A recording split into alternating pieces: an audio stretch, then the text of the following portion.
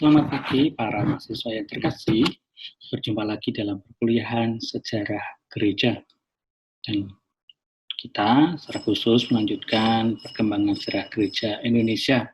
Dan di pertemuan ini kita akan melihat gereja yang hierarkis terutama di Indonesia.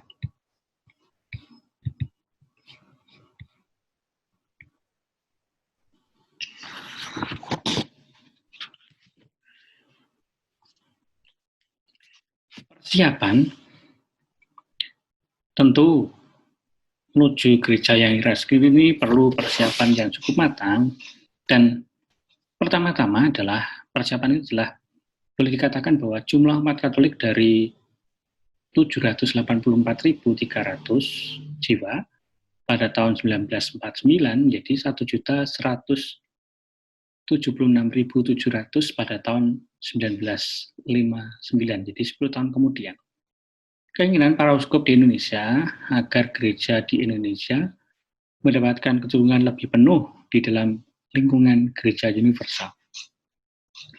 Keinginan semakin menguat ketika Paus Yohanes ke-23 mengumumkan Konsili Vatikan yang kedua.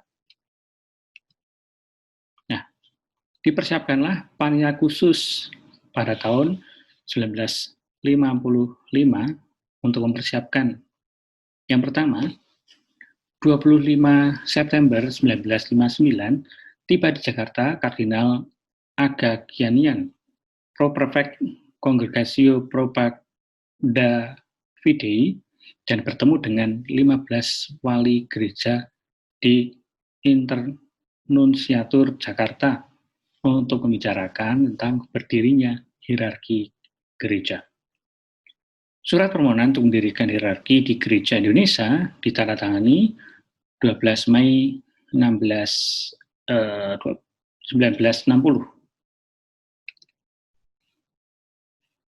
Berdirinya hierarki di Indonesia. Paus Yohanes 23 menyambut permohonan ini dengan dekret Quo Christus Adorandus 1961. 20 vikariat apostolik dan 7 prefektur apostolik ditingkatkan menjadi keuskupan yang membentuk 6 provinsi gerejani. Keuskupan Agung Medan, Keuskupan Agung Jakarta, Keuskupan Agung Semarang, Keuskupan Agung Pontianak, Keuskupan Agung Ujung Pandang, dan Keuskupan Agung Ende.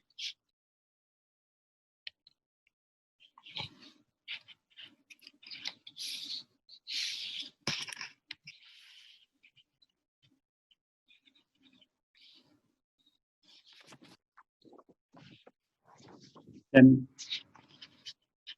sungguh bisa dikatakan bahwa perkembangan gereja Indonesia ini cukup pesat, dan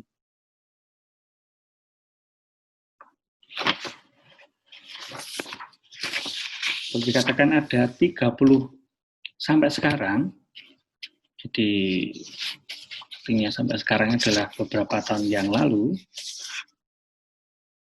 April 2001 lah dikatakan demikian ya. Ada 34 uskup terdiri dari seorang kardinal dan 8 uskup agung, 32 uskup pembantu, dan pada pertengahan tahun 60-an terjadi 2 peristiwa yang penting untuk umat Katolik di Indonesia. Konsili Vatikan kedua 1962 hingga 1965. Konsili memperbarui hampir seluruh kehidupan gerejani. Upacara-upacara disusun secara baru dan lebih jelas. Bahasa-bahasa pribumi digunakan di ibadat. Tata hidup para rohaniwan dan rohaniwati mencari inspirasi baru. Pandangan teologis tentang pendidikan calon imam menjadi lebih modern. Kerasulan seluruh umat beriman sebagai panggilan dan kewajibannya ditekankan. Kebebasan beragama dan hubungan ekumenis mendapat perhatian khusus. Nah, berkat pembaruan ini, kehidupan gerejani menjadi lebih sesuai dengan penghayatan iman, lebih menyambut pada hasrat, kerinduan hati orang. Pada kesempatan berkumpul di rumah selama 4 sidang Konsili Vatikan kedua, para uskup Indonesia mengambil keputusan-keputusan penting tentang reorganisasi. Nanti akan dibahas secara khusus dalam konferensi wali gereja Indonesia. Para uskup Indonesia mulai saling kenal dengan baik dan membentuk satu kerekanan yang kompak di Roma. Perkembangan baru ini penting karena sebelumnya mereka bertemu sebentar saja setiap 5 tahun sekali. 2. Ada peristiwa G30S serta epilognya. Adalah peristiwa politik. Tokoh hierarki serta awam sudah lama menunjuk akan bahaya komunisme, sifat kontradiktif Nasakov. Pada tahun-tahun terakhir Orde Lama, seluruh umat beragama merasakan terancam dan semakin kuatnya komunisme.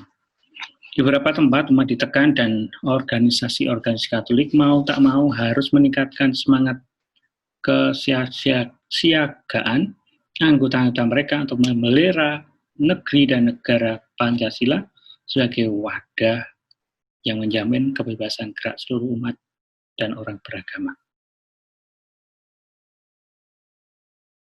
Dan epilog G30S membawa dampak besar bahwa umat beriman seluruhnya. Ancaman ateisme tiada lagi, kewajiban tidak remis untuk beragama mendorong banyak orang untuk menjadi Kristen. Paroki-paroki Katolik bertumbuh cepat. Sejak tahun 50-an, ikatan-ikatan Pancasila yang diperakarai Kongres Umat Katolik seluruh Indonesia, KUKSI, yang pertama 1949, berusaha meningkatkan kesejahteraan para buruh, petani, nelayan. Lalu PMKRI dan beberapa tokoh partai Katolik berperanan penting dalam memperjuangkan suatu orde sosial politik yang baru.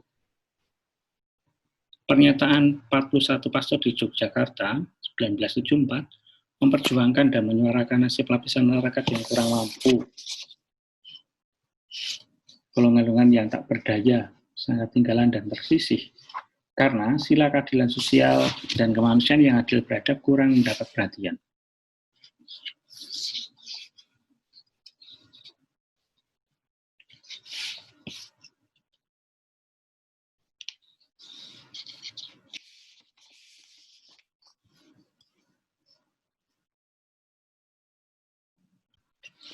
Baik, para mahasiswa yang terkasih, demikian terlebih dulu perkuliahan kita sejarah gereja yang berkaitan dengan hierarki gereja.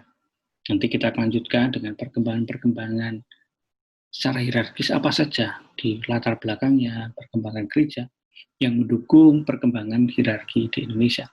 Sampai jumpa di pertemuan yang akan datang.